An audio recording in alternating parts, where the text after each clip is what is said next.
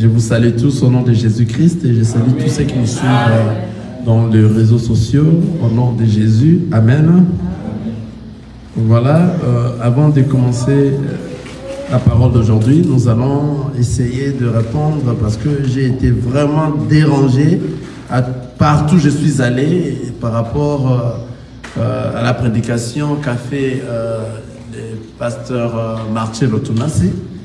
Alors, c'est une des questions qui préoccupe les enfants de Dieu aussi. Amen. Nous, comme d'habitude, nous répondons par rapport à la parole de Dieu. Amen. Ça, on m'a tellement dérangé que je dois répondre à tous ceux qui vont nous suivre au travers la parole. Amen. Car tous les enfants de Dieu ne répondent que par rapport à la parole de Dieu. Amen. Nous, on n'a pas de réponses provenant de nous-mêmes. Pourquoi? Parce que 1 Corinthiens chapitre 2, le verset 4, je peux descendre jusqu'à 6, 7, 8. Je l'ai dit, 1 Corinthiens chapitre 2. Je commence au verset 4.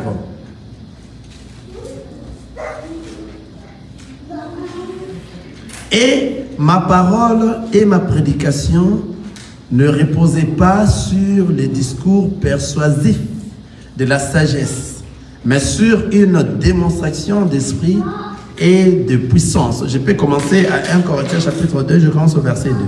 Car je n'ai pas eu la pensée de savoir parmi vous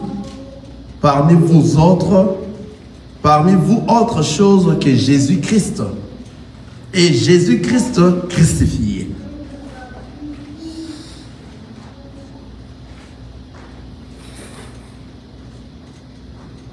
Amen.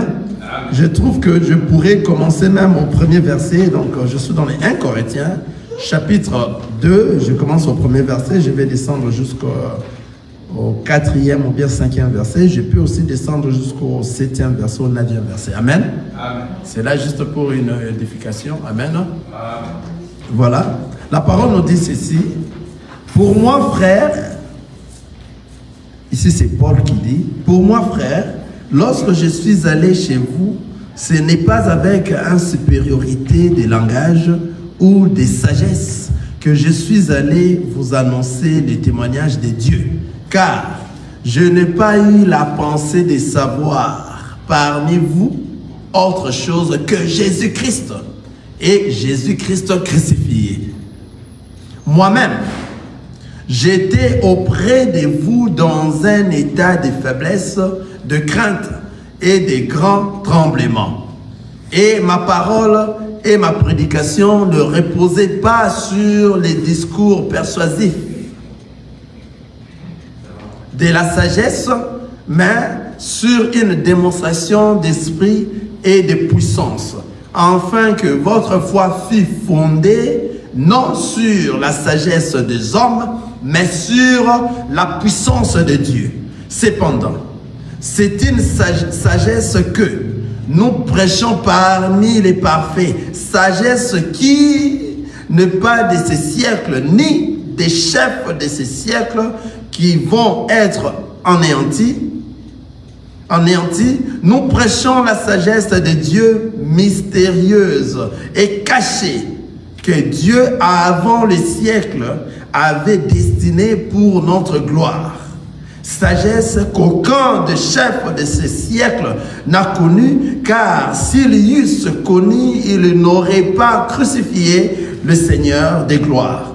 Mais comme il est écrit, ce sont des choses que l'œil n'a point vues, que l'oreille n'a point entendues, et qui ne sont point montées au cœur de l'homme, des choses que Dieu a préparées pour ceux qui l'aiment. Amen. Amen. Je vais reprendre cette lecture et je veux que vous soyez concentrés. Parce que c'est sur base de ça que nous allons répondre à toutes les questions que vous êtes en train de me poser, même les gens, les frères, ou bien les amis des autres églises, tellement que nous sommes au service. Partout où nous passons, on est en train de nous poser de ce qui s'est passé, de ce qu'avait dit le pasteur Marcello Tunasi par rapport à Papa Wemba, des choses pareilles. Alors, nous allons répondre par rapport à la parole de Dieu. Amen. C'est la parole de Dieu qui va éclaircir. J'espère que ceux-là qui sont ici aussi ont des questions par rapport à ça. Il a mal fait, il a bien fait, il a fait ceci, et pourquoi il a dit cela? Il y a de ceux-là qui disent, mais non, il a exagéré. Il y a de ceux-là qui disent, non, il a bien fait. En tout cas, nous ne sommes pas de tous ces gens-là qui disent par-ci, par-là, mais nous suivons qu'est-ce que la parole de Dieu nous dit par rapport à tout ce qui nous arrive. Amen. Amen. Voilà, je reprends cette lecture que nous étions en train de lire, et je veux que vous puissiez me suivre encore très attentif. Amen. Voilà, nous sommes dans 1 Corinthiens chapitre 2. Je reprends dans le premier verset. Je vais descendre jusqu'au 9e verset. Amen. Pour moi, frère, lorsque je suis allé chez vous, ce n'est pas avec une supériorité de langage ou de sagesse que je suis allé vous annoncer les témoignages de Dieu.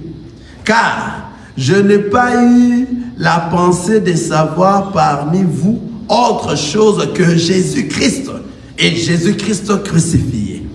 Moi-même, j'étais auprès de vous dans un état de faiblesse, de crainte et de grand tremblement. Et ma parole et ma prédication ne reposaient pas sur les discours persuasifs de la sagesse, mais sur une démonstration d'esprit et de puissance, afin que votre foi fût fondée non sur la sagesse des hommes, mais sur la puissance de Dieu. Cependant, c'est une sagesse que nous prêchons parmi les parfaits. Sagesse qui n'est pas de ce siècle, ni des chefs de ce siècle qui vont être anéantis. Nous prêchons la sagesse de Dieu mystérieuse et cachée, que Dieu, avant le siècle, avait destinée pour notre gloire. Sagesse qu'aucun des chefs de ce siècle n'a connue, car s'il l'eusse connue, il n'aurait pas crucifié le Seigneur des gloires. Mais sagesse, mais comme il est écrit, ce sont des choses que l'œil n'a point vues, qui ne sont point montées au cœur de l'homme, des choses que Dieu a préparées pour ceux qui l'aiment. Amen. Amen. Ici encore, nous, des choses que nous devons prêcher, ce sont des choses que l'œil n'a point vues, que l'oreille n'a point entendues, et qui ne sont point montées au cœur de l'homme, des choses que Dieu a préparées pour ceux qui l'aiment. Nous savons notre sujet, c'est la personne qui aime Jésus. La personne qui aime Jésus doit faire quoi? Doit garder ses commandements. C'est dans le livre de Jean, chapitre 14, nous avions dit là-bas, dans le verset 15. La personne qui aime Dieu doit garder ses commandements. La personne qui l'aime doit les garder ses commandements, c'est-à-dire ses commandements, c'est la parole de Dieu. C'est celui-là qui met en pratique la parole de Dieu. Amen. Maintenant, lorsque nous sommes dans le service de notre Seigneur Jésus-Christ, nous venons ici, nous ne venons pas pour faire des discours persuasifs. Nous ne venons pas étaler nos pensées. Nous ne venons pas parler des choses qui ne sont pas de Dieu. Nous venons parler de la personne de Jésus-Christ qui est crucifié. C'est lui à qui nous allons venir parler ici, dans la chair. Si nous venons dans les assemblées, nous venons parler de notre Seigneur Jésus-Christ, point. Or, le nom de notre Seigneur Jésus-Christ, c'est la parole de Dieu. Amen. Amen. Donc, nous venons parler de la parole de Dieu. Nous ne venons pas parler des gens de dehors, mais nous venons parler des gens de dedans. Quelqu'un est en train de comprendre ce que nous sommes en train de dire? Amen.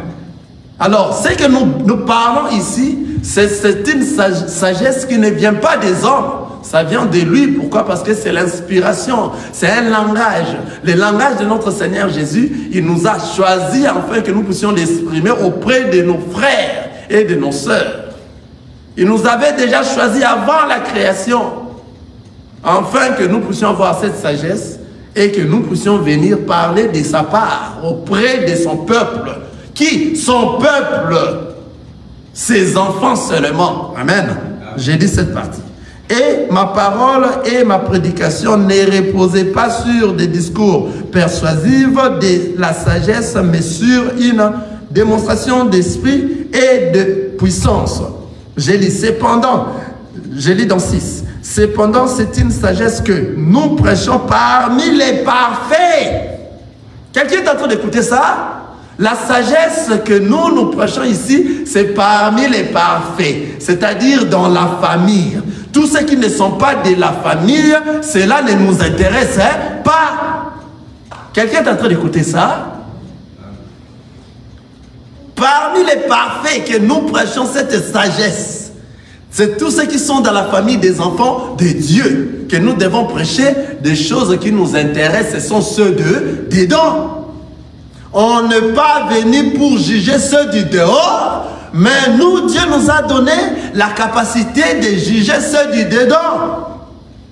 Tous ceux qui se disent qu'ils sont des nôtres, tout celui qui se dit qu'il est un de nos frères, il est chrétien, lorsqu'il tombe dans l'erreur, nous qui sommes de dedans, Dieu nous a donné la possibilité de leur juger. Alléluia. Quelqu'un comprend ça? Mais Dieu nous dit, quant à ceux du dehors, c'est lui-même qui va juger. Quelqu'un voit ça? Ce n'est pas à nous de juger ceux du dehors. Pasteur Marcello Tunasi. Ce n'est pas à nous de juger ceux du dehors. Ceux du dehors, c'est Dieu qui juge. Alléluia. Je vous ai dit que je suis venu répondre parce qu'on m'a beaucoup posé de cette question. Par rapport à ce que pasteur Marcello Tunasi au Congo avait prêché par rapport à Papa Wemba. Alléluia. Si ces choses-là du dehors nous intéressaient, Dieu allait nous dire de leur juger. Amen. Allons-y, 1 Corinthiens chapitre 5 pour voir ce que je suis en train de dire ici. 1 Corinthiens chapitre 5. Je lis au verset 11. Suivez très bien. Amen. Je peux commencer dans les versets, je peux commencer à 9, 10, 11 et je vais descendre jusqu'à 13. Amen. Pour comprendre ce que je suis en train de vous dire. Amen. Car lorsque nous venons parler de notre Seigneur Jésus-Christ, nous parlons à ceux du dedans. Alléluia. Maintenant, tous ceux qui sont enfants de Dieu, qui résident encore dehors, lorsqu'il va écouter la voix de son Père, il va reconnaître cette voix et il va revenir où? Dedans. C'est ainsi qu'il est devenu une nouvelle créature et un véritable enfant de Dieu parce qu'il y va entrer. Car nous croyons que tous les enfants de Dieu ont été prédestinés et dans ce monde, ils se sont influencés par le monde les a égarés. Le jour où ils vont écouter la voix du Père, ils vont revenir. Et ça sera pour de bon. Alléluia. Et ils vont devenir du dedans. C'est pour ça que nous sommes en train de prêcher dans le monde, afin que tous ceux qui sont égarés, nos frères, reviennent dedans. Maintenant, tout celui qui se dit qu'il est nos frères et qu'il est en train de faire des choses que la parole ne veut pas, nous, parce que lui, il s'est dit qu'il est notre frère, on a la possibilité et le droit de le juger. Maintenant, tous ceux qui ne sont pas dans la famille, celui qui n'a pas dit qu'il n'est pas votre frère, il fait les choses du monde, il est encore dans le monde. Pour tous ces gens-là, la parole nous dit, c'est ce que la parole appelle ceux du dehors. Ce n'est pas à nous de leur juger. Alléluia. Amen. Ce n'est pas à nous.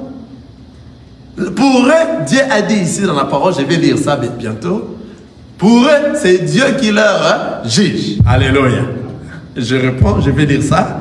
Je lis, nous sommes dans 1 Corinthiens chapitre 5, le verset 9. Je vais descendre jusqu'au verset 13. Amen. Je vous ai écrit dans ma lettre de ne pas avoir de relation avec des impudiques. Non pas d'une manière absolue avec les impudiques et avec les impudiques de ce monde, ou avec le cupide et le ravisseur, ou avec les idolâtres. Autrement, il vous faudrait sortir du monde. Alléluia. 11.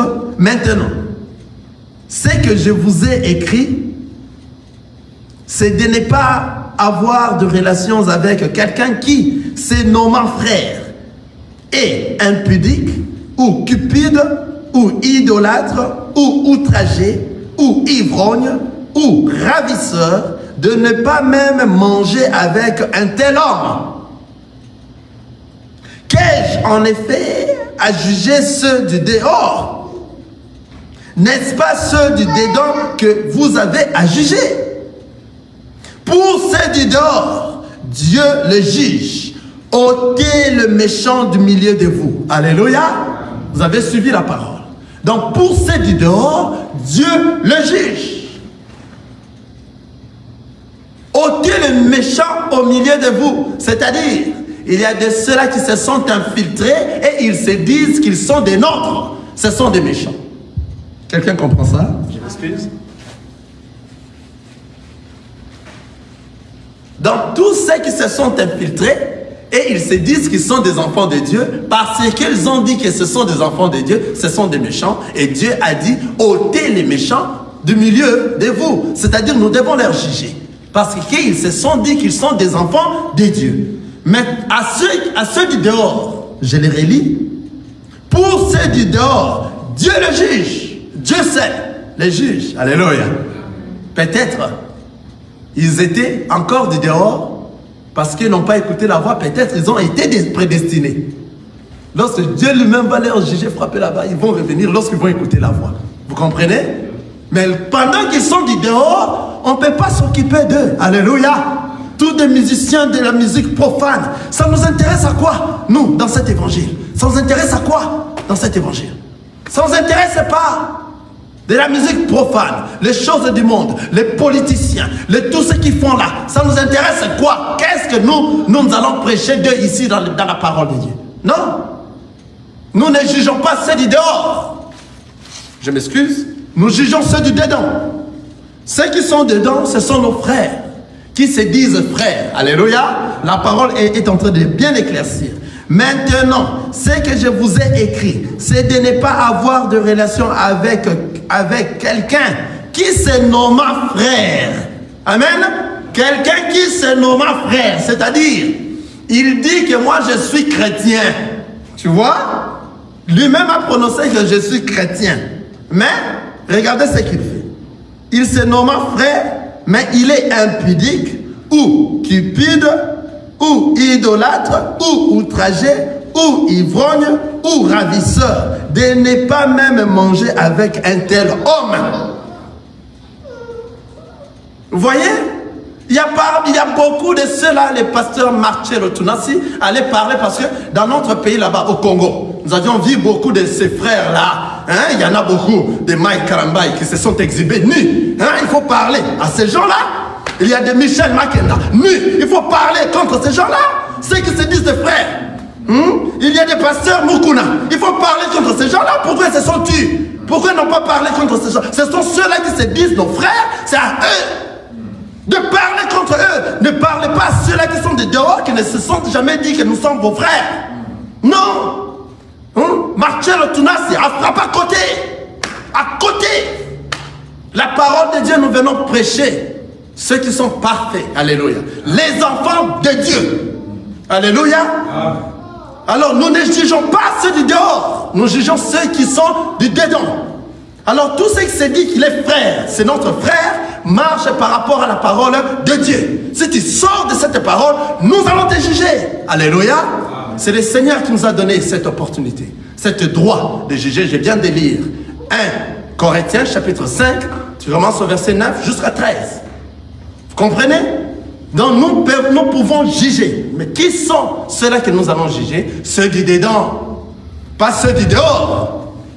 Ceux du dehors, c'est Dieu qui leur juge. Ce n'est pas à nous. Ce n'est pas à nous. Il y a pas mal de ceux-là, ceux qui se disent du dedans, ont commis des bêtises. Alléluia. Nous avions suivi un peu cette prédication du pasteur Marcello Tunasi. On s'est dit, mais qu'est-ce qui se passe avec ces pasteurs? C'est l'enseignement. Et nous comprenons ces manques d'enseignement. Alléluia. Amen. Je m'excuse. Ce n'est pas que je suis venu parler Je suis venu parler sur la chair de pasteur Marcello. Autrement, parce que lui, il s'est dit qu'il est du dedans. Alléluia. C'est pour ça que nous les parlons. Alléluia. Il s'est dit qu'il est un de nos frères. Nous les parlons. S'il aura l'opportunité de nous suivre, c'est bien qu'il comprenne que nous, les enfants de Dieu, nous ne parlons pas de ceux du dehors. Alléluia. Ceux du dehors, c'est pour ça qu'on commence à écouter. On les poursuit par-ci, par-là. On veut les faire ceci. Ce sont ceux du dehors. Nous jugeons ceux du dedans. Alléluia. Nous ne jugeons pas ceux du dehors. Alléluia. Regardez, nous allons lire Matthieu chapitre 13. Suivez encore, vous allez comprendre que pourquoi ne pas juger ceux du dehors. Matthieu chapitre 13. Je commence à lire aux paraboles, au verset 24. Il leur proposa une autre parabole et il dit: le royaume des cieux est semblable à un homme qui a sémé une bonne sémence dans son champ. Mais pendant que les gens dormaient, son ennemi vint, séma des livrées parmi le bleu, et s'en alla. Lorsque l'herbe y poussait et donnait des fruits, l'ivrée parut aussi. Le serviteur du maître de la maison vint lui dire: Seigneur, n'as-tu pas sémé une bonne sémence dans ton champ? D'où vient donc qu'il ait délivré? Il leur répondit: c'est un ennemi qui a fait cela. Et le serviteur lui dit: veux-tu que nous allions l'arracher? Non, dit-il, de peur qu'en arrachant l'ivrée, vous ne déraciniez en même temps le bleu. Alléluia. Ah, pour aller arracher le livret, de risques, parce que le livret est semblable au bleu, vous comprenez? Des risques, pendant que vous allez arracher les livrets, vous allez aussi faire quoi? Arracher le bleu. C'est-à-dire, arracher les livrets, c'est ça, juger. Quelqu'un est en train de voir ça? Ah, je reprends. Arracher les livrets ici, c'est ça, juger. C'est comme si ce serviteur-là est venu dire au maître: est-ce que nous pouvons juger ceux du dehors? Le maître a dit non. Amen. Non. Il a dit: laissez les livrets et le blé croître ensemble. Quelqu'un voit ça? Amen. Amen. Quelqu'un a vu ça? Je réponds.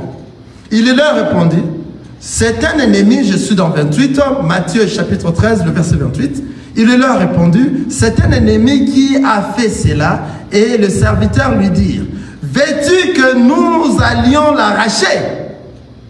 Non, dit-il, de peur qu'en arrachant l'ivrée, vous ne déraciniez en même temps le bleu.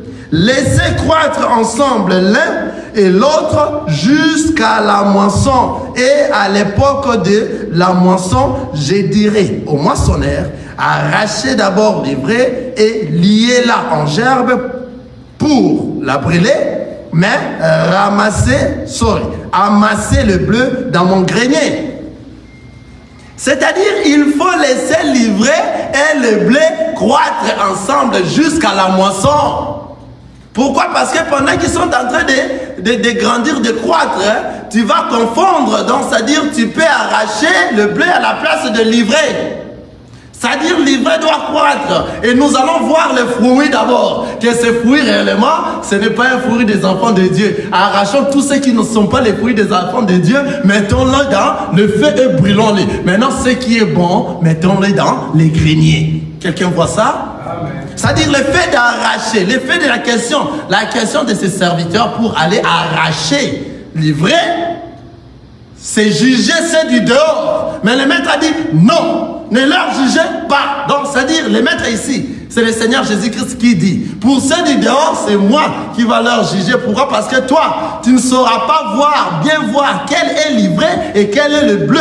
Du fait que tu iras arracher de peur de déraciner aussi le bleu. Quelqu'un voit ça? C'est-à-dire laisser le temps, un peu de temps, peut-être il y a de nos frères qui sont égarés et qui sont encore dans le monde, pendant qu'ils vont réellement vraiment croître, c'est à ce moment qu'ils vont donner de leurs fruits, nous saurons que ça vraiment c'est livré, et ça c'est les bleus. Quelqu'un voit ça? Amen. C'est du dehors, ce n'est pas à nous, c'est son travail. C'est le travail de notre Seigneur Jésus-Christ. Il ne faut pas prendre la place de Dieu. Il ne faut pas travailler à sa place. Il ne faut pas. Alléluia. Amen. Il ne faut pas prendre la place de Dieu. C'est lui qui fait son travail. Il connaît qui sont ses enfants, qui ont été avec lui avant la création. Alléluia. Tous ceux-là, ils vont revenir. Ce sont des prédestinés et aucun d'eux va se perdre. Même un insensé, allons-y lire ça, et Ésaïe. Même un insensé va retrouver le chemin qui va nous faire regagner la maison. Ésaïe chapitre 35. Ne soyez pas pressés, parce que tu es en train de prêcher la parole de Dieu auprès de ces gens-là, et ces gens-là restent comme ils sont. Toi maintenant tu veux prendre la place de Dieu. Non, c'est Dieu, c'est le Seigneur Jésus-Christ qui appelle. C'est lui. Personne ne peut être ce qu'on dit la gagnère d'âme. C'est le Seigneur Jésus-Christ qui est le gagneur d'âme. C'est au travers de sa parole, lorsque la parole va te toucher, c'est lui qui t'avait déjà choisi avant la création du monde. Quelqu'un voit ça? Ésaïe chapitre 35, je lis dans le verset 8. Il y aura là un chemin frayé, une route qu'on appellera la voie sainte. Nul impie n'y passera.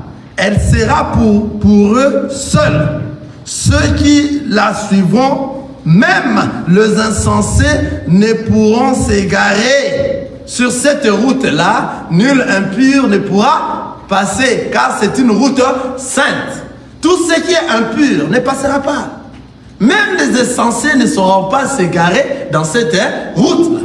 C'est-à-dire, l'ivraie et le blé sont encore petits, ne déracinez pas. Ne déracinez pas, laissez-les croître. Quelqu'un voit ça? Ils vont croître. Lorsqu'ils vont grandir, c'est ainsi que nous allons comprendre. Ah, ça c'était l'ivraie. Et ça c'était quoi? Alors enlevons l'ivraie pour mettre dans le feu et puis les greniers. Quoi ça? Le bleu? Nous allons mettre dans les greniers. Quelqu'un voit ça? C'est pour cela, nous les enfants de Dieu, les choses du monde ne nous intéressent pas. Ça, c'est le travail de notre Dieu. Pour ceux du dehors, nous ne jugeons pas ceux du dehors. Nous jugeons ceux du dedans. Amen. J'espère que tout le monde nous a suivis par rapport à cette réponse. Que le Seigneur bénisse tous ceux qui vont nous suivre et comprendre. Parce que suivre seulement, ça ne suffit pas. Mais comprendre la parole, c'est ce qui suffit. Amen. Et cela va te changer, va te faire comprendre. Qu'est-ce que nous faisons lorsque nous nous rassemblons? Lorsqu'on se rassemble, c'est pour parler de Jésus-Christ, lui seul. Or, Jésus-Christ, son nom véritable, c'est la parole de Dieu. C'est la parole de Dieu. Et nous avions le droit de juger. Qui? Ceux des dons. Parce que nous sommes dans la famille. Tout ce qui se dit qu'il est de la famille, il doit marcher comme notre grand frère, le Seigneur Jésus-Christ. Si toi, tu te dis que tu es de la famille, tu ne marches pas comme le Seigneur Jésus-Christ, on a le droit de te juger. Alléluia. Amen. Amen. Je parle parce qu'on m'a soufflé quelque chose dans l'oreille. Parle aussi de Matthieu 7. Matthieu, chapitre 7, non. De Matthieu, là on dit ne jugez point. Matthieu 7, hein? Matthieu chapitre 7, n'est-ce pas? Ça va être Matthieu chapitre 7, le premier verset. Quelque chose m'a soufflé. Parle, sinon il y a de ceux qui n'ont ne jugez point. De tout n'est pas jugé. Non. Amen. Matthieu chapitre 7, premier verset. Je vais lire jusqu'en bas. La parole nous dit, ne jugez point afin que vous ne soyez point jugés. Car on vous jugera du jugement dont vous jugez et l'on vous mesurera avec la mesure dont vous mesurez. Pourquoi vois-tu la paille qui est dans l'œil de ton frère et n'aperçois-tu pas la poutre qui est dans ton œil? Ou comment peux-tu dire à ton frère, laisse-moi ôter une paille de ton œil, toi qui as une poutre dans le sien? De tels gens, la parole nous dit dans le verset 5, hypocrite, ôte premièrement la paille, la poutre de ton œil, et alors tu verras comment ôter la paille de l'œil de ton frère. Alléluia. La parole nous a éclairci clairement ici et nous a donné encore le droit de juger seulement ceux qui se disent ils sont enfants de Dieu. Comment? Comment? Parce que c'est là où nous sommes. La parole nous dit ceci. La parole ne s'est pas limitée seulement, ne jugez point, afin que vous ne soyez point jugés. Non, la parole continue. L'idée de notre Seigneur Jésus-Christ était claire, car lui, il a des idées composées. Il ne peut pas aller en moitié ou en partie, non. Le Seigneur Jésus-Christ a des idées composées. Lorsqu'il parle de ce qu'il est en train de parler, il avait déjà parlé ça là-bas. Pour ne pas se contredire, il va bien la parler. Quelqu'un voit ça? Il va très bien la parler. Alléluia. Je suis en train de regarder l'heure parce que nombreux parlent par rapport à l'heure et nous vous demandons aussi d'être à l'heure. L'heure de culte, c'est 12h30. Ce n'est pas 13h. Amen. Nous allons faire de notre manière pour vraiment finir avant. À l'heure, amen. Mais soyez aussi là à temps, amen. La parole nous dit ceci. Ne jugez point afin que vous ne soyez point jugés, car on vous jugera du jugement dont vous jugez et l'on vous mesurera avec la mesure dont vous mesurez. Pourquoi vois-tu la paille qui est dans l'œil de ton frère et n'aperçois-tu pas la poutre qui est dans ton œil? Ou comment peux-tu dire à ton frère, laisse-moi ôter une paille de ton œil, toi qui as une poutre dans le sien? Des gens pareils, la parole leur dit, ce sont des hypocrites. Qu'est-ce que maintenant la parole nous dit dans le verset 5? La parole dans le verset 5, il appelle des gens pareils qui veulent juger les autres, c'est-à-dire comment avoir à lever la paille. La paille, c'est une petite herbe, amen, qui se trouve dans l'œil de ton voisin ou bien de ton frère. Mais toi-même, tu as une boîte dans ton œil. Quelqu'un voit ça? Tu as une boîte dans ton œil, mais toi, tu pars enlever la paille dans l'œil de ton frère. Mais non. C'est ce que la parole est en train de nous dire. Donc là, tout si tu fais des choses pareilles, la parole t'appelle hypocrite. Tu es un hypocrite. Maintenant, regardez, dans le verset 5, Matthieu chapitre 7, le verset 5. Il appelle tous ces gens-là hypocrites. Qu'est-ce que la parole nous commande? Ôtez premièrement la poutre de ton œil, et alors tu verras comment ôter la paille de l'œil de ton frère. C'est-à-dire, avant que toi tu puisses juger, il faut d'abord que ton œil soit propre. Quelqu'un voit ça? Que toi-même, que tu deviens d'abord un véritable enfant de Dieu. C'est-à-dire, toi, tu as déjà enlevé quoi? La paille qui est dans ton œil. C'est à ce moment que la Bible, la parole de Dieu te recommande maintenant de ôter quoi? C'est alors que toi, tu as déjà enlevé la poutre qui est le bois, un morceau de bois dans ton œil. C'est alors que toi, tu vas aller maintenant enlever la paille de l'œil de l'autre. C'est-à-dire, toi, avant de juger, il faut que tu deviennes d'abord un enfant de Dieu. Qui, toi, tu vas juger? Seulement celui qui est devenu aussi un enfant de Dieu. Quelqu'un voit ça? Et s'il a la paille dans son œil, toi, maintenant, comme tu as la poutre, il faut commencer d'abord à enlever la poutre qui est dans ton œil. Maintenant, lorsque tu enlèves la poutre qui est dans ton œil, tu ne peux pas laisser la paille dans l'œil de ton frère parce que toi, tu commences à voir. Quelqu'un voit ça? Tu vas maintenant juger enfin que c'est là que l'œil, que la paille qui est dans l'œil de ton voisin puisse tomber. Ici, vraiment, nous partons beaucoup plus à la parole de Dieu. Vous comprenez? Maintenant, tous ceux qui vont écouter la voix du Père au travers toi, ceux qui ont été prédestinés avant la création, ils vont suivre le chemin. Ils vont se convertir parce qu'ils vont comprendre que réellement, ils avaient quoi? La paille dans leur œil. Vous voyez? C'est-à-dire, si toi tu as encore la poutre dans ton œil, on ne t'a pas commandé d'aller juger. Pour que tu puisses juger l'autre, il faut que toi-même tu deviennes propre, que tu ne tombes pas dans toutes ces choses-là. Toi-même tu es dans la masturbation, tu juges les autres qui font de la masturbation. Non! Toi-même, tu es dans l'impudicité, tu juges les autres qui sont dans l'impudicité. Tu es dans le mensonge, tu es dans le vol, tu juges les autres. Non. Il faut que tu commences toi-même à enlever ce qui est dans toi, que tu es devenu propre. C'est ainsi que la parole nous dit. Il dit quoi? hypocrites, ceux qui font ces choses-là. Et puis il dit, ôtez premièrement la poutre de ton œil et alors tu verras comment ôter. Ah, vous avez vu ça? Tu verras comment ôter la paille de l'œil de ton frère. Si déjà, ton œil, tu avais déjà fait quoi? Ôter la poutre qui était à l'intérieur. Quelqu'un voit ça? C'est ça la parole de Dieu. C'est ça la parole de Dieu. C'est pour ça qu'on s'abstient. À ceux de dehors, cela ne nous intéresse pas. Ici, cette parole, c'est ce qui amène à dire que tout ce qui est spirituel, ce sont ceux-là qui jugent. Alléluia. L'homme spirituel juge de tout. C'est cette parole. Or, le véritable homme spirituel que la parole dit, c'est le Seigneur Jésus-Christ. Alléluia. C'est lui qui juge de tout. Je m'excuse. Le véritable, c'est la parole de Jésus. C'est le Seigneur Jésus-Christ. Je m'excuse si le frère Isaac peut nous ouvrir. Là-bas, là-bas. Le ventilateur. Voilà. Et tout. Voilà, merci.